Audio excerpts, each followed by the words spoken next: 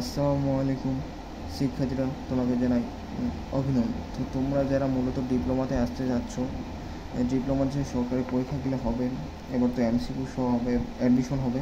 তো মূলত যারা ডিপ্লোমা ইন টেক্সটাইল ইঞ্জিনিয়ারিং করবে এবং পলিটেকনিকে যারা পড়বে, মূলত দুইটা সাইড হচ্ছে আলাদা। ডিপ্লোমা ইন টেক্সটাইল হচ্ছে আলাদা, পলিটেকনিক হচ্ছে আলাদা। তো দুটোই 4 বছর মেয়াদি কোর্স। তো পলিটেকনিকের মেন সাবজেক্ট হচ্ছে মূলত, আগে পলিটেকনিক নিয়ে বলে, পলিটেকনিকের মূল সাবজেক্ট মূলত হচ্ছে electrical, mechanical, civil, automobile engineering. তো মূলত এই সাবজেক্টগুলোর মধ্যে সবথেকে বেস্ট সাবজেক্ট হচ্ছে ইলেকট্রিক্যাল, আর হচ্ছে কম্পিউটার ইঞ্জিনিয়ারিং, আর হচ্ছে সিভিল ইঞ্জিনিয়ারিং।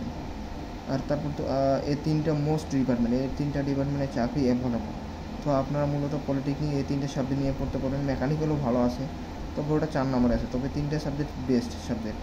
আর যেমন diploma in textile, diploma in টেক্সটাইলের সব থেকে বড়ো সুযোগ হচ্ছে বাংলাদেশে সব থেকে বেশি চাকরির সুযোগ সুবিধা থাকে। যেমন বাইং হাউসে থাকে, গার্মেন্টসে থাকে, তো মনে হয় যেমন বস্ত্র অধিদপ্তর থাকে, পানি উন্নয়ন বোর্ড মনে হয় যে আরও অনেক কিছুতে চাকরি রয়েছে। তবে যেমন পলিটেকনিকে মনে হয় যে সিভিল, ইলেকট্রিক্যাল, মেকানিক্যাল, কম্পিউটার এগুলাতে সরকারি চাকরি একটু বেশি সুযোগ সুবিধা থাকে। তো মূলত টেক্সটাইলের যে সাবজেক্টগুলো আছে এগুলোতে সরকারি সুযোগ সুবিধা খুবই কম। তো আপনারা যারা নতুন টেক্সটাইলে ভর্তি হতে চান, অবশ্যই আপনারা ভর্তি হবেন, কারণ এখানে 4 বছর কোর্স করার পরে আপনি চাকরি করতে পারবেন। তো অনেক কিছু আছে।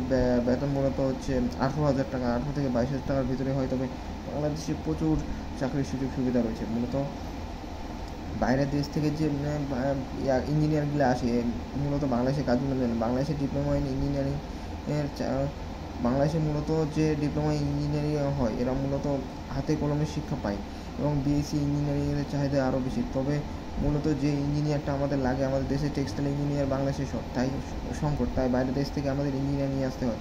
যেমন টেক্সটাইল ইঞ্জিনিয়ার, ফ্যাশন ডিজাইনার আছে, এগুলো তো অনেক। আমাদের টেক্সটাইলের মধ্যে কেমিক্যালও আসছে, কেমিক্যাল পরে টেক্সটাইলটা মূলত কেমিস্ট্রির ভিতর দিয়ে পড়ে।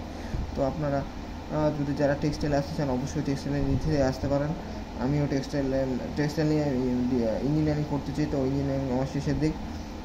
তো আমি ভিডিওটা বানাচ্ছি মূলত যারা নির্দ্বিধায় আছে যে পলিটেকনিকে যাবো না টেক্সটাইলে যাবো। তো আমি মূলত অবশ্যই টেক্সটাইলে যাওয়ার নির্দেশ দেবো, যেহেতু মধ্যবিত্ত পরিবারের ফ্যামিলি হয়, অবশ্যই তাকে ডিপ্লোমার পরে একটা জব করতে হবে।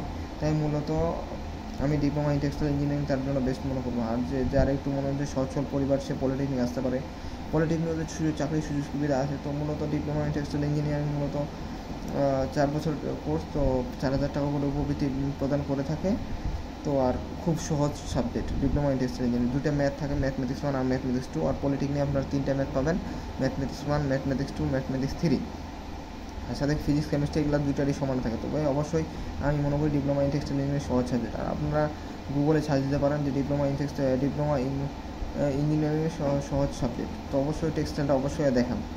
তো আপনারা এই সাবজেক্টে নিতে পারেন, অবশ্যই ভালো হবে তোমাদের।